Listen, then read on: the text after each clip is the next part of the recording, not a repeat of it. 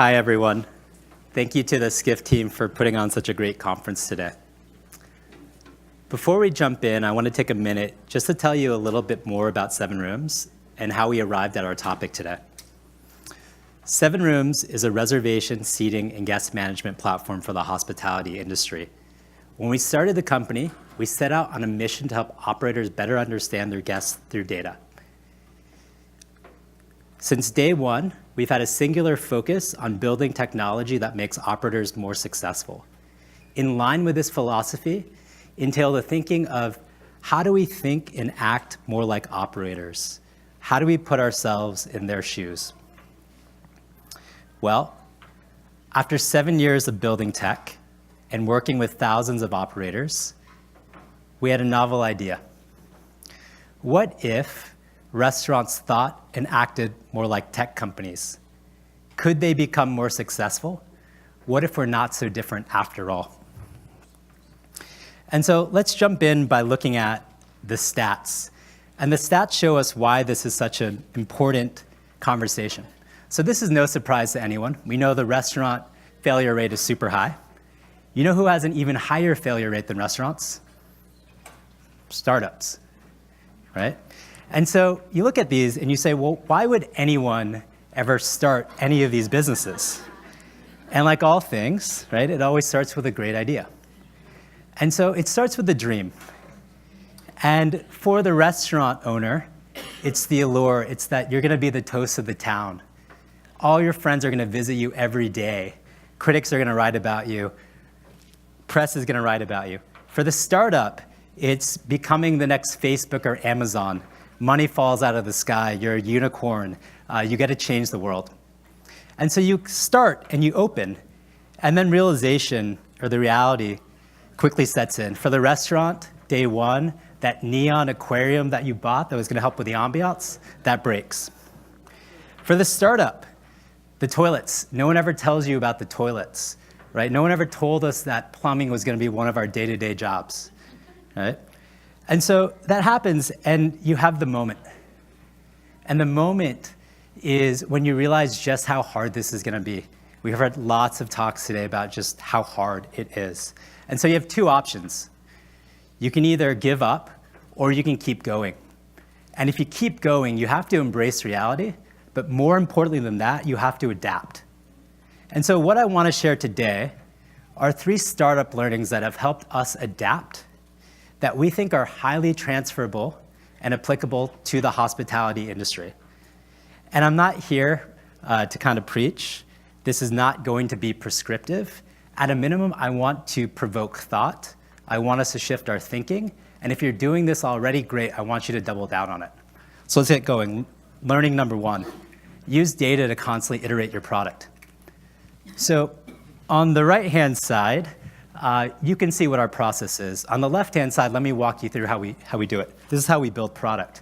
So what you're looking at is a screenshot of our call center portal. It allows multi-unit operators to search and book across a variety of outlets all in an instant. The problem that we solved was previous reservation systems, you had to have a tab open for every single restaurant to search and book. You can imagine when an operator in a hotel has hundreds of restaurants, getting thousands of phone calls a day, how tough that is. And so we sat in call centers, we talked to users, we came up with a hypothesis, which seems pretty simple, which is you should be able to search and book all from one screen. We built it, we tested it, we iterated it, we got more feedback. Now we're on version 7, and we still continue to iterate on it. The parallel to this in the restaurant world is the menu. And I'm not going to say that you should iterate on your menu because you're already doing that, which is amazing. But what I want to suggest instead is, what happens if you could apply some tech practices to your process of iterating on the menu? So for instance, getting data as early as possible is super important. The chef might have a hunch of what dish is going to sell well. What if you actually polled your customers before you actually put it on the menu to see what kind of responses you would get?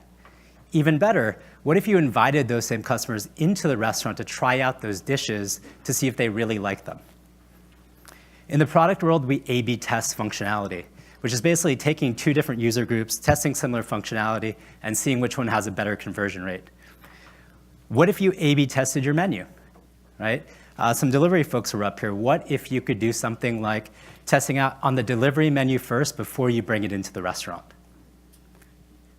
So there are countless opportunities. These are just a few examples of how you can really start to test, get as much data as possible, and then continue to iterate.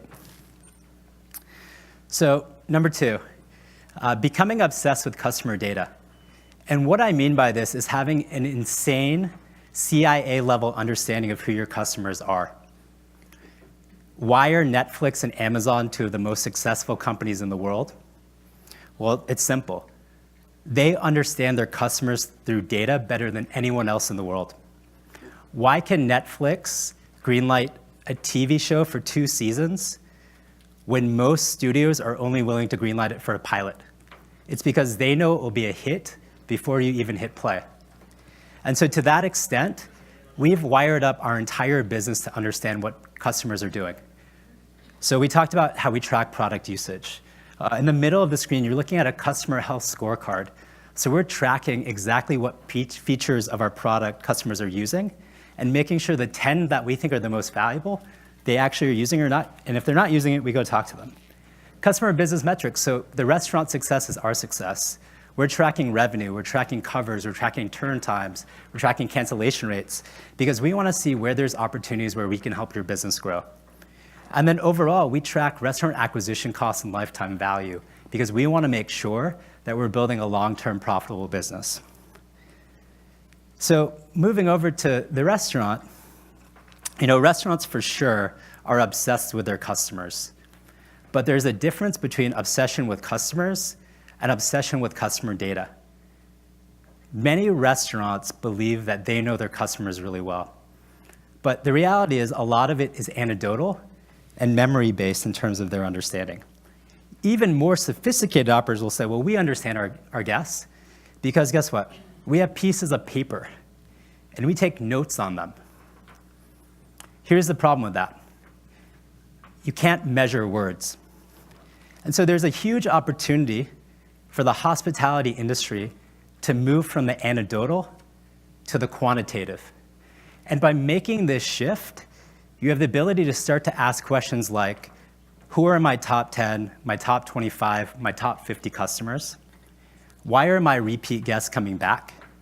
Does it make sense to comp someone a dessert? Because are they going to spend more money? Are they going to come back more often? And what's my profitability per customer? Imagine if you had this type of data at your fingertips.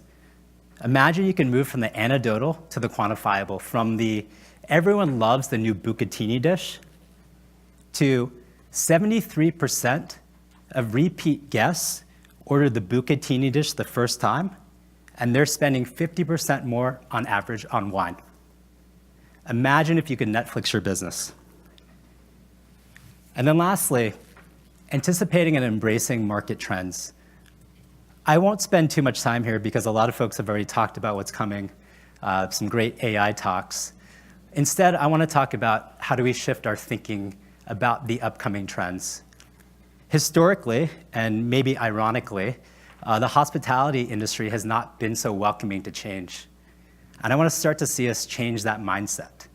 Because if you can understand what's coming, you can not only better prepare for it, but you can position yourself to actually take advantage of it. I think about it like a wave coming, and you can decide if you know it's coming to either surf on it or let it crash down on you. And so to tie everything together, I know one thing for certain that's the same between startups and hospitality operators. It's that time and money are in short supply for both of us. So you really have to adapt your business, and having as much data as you can have, implementing some of these practices will help you adapt much faster to find the success. So, Darwin really had it right when he said adapt or die. And if you're a hospitality operator, please don't die, because then I won't have a business either. And lastly, I know I talked a lot about what restaurants can learn from tech startups. I wanted to end and take a moment to thank restaurants for what you've taught us. So through you, we've seen what customer service looks like, what hospitality above all else means, what happens when you put people first, how powerful empathy can be, the value of hustle and scrappiness, and how smiles are worth more than dollars most days. Thank you.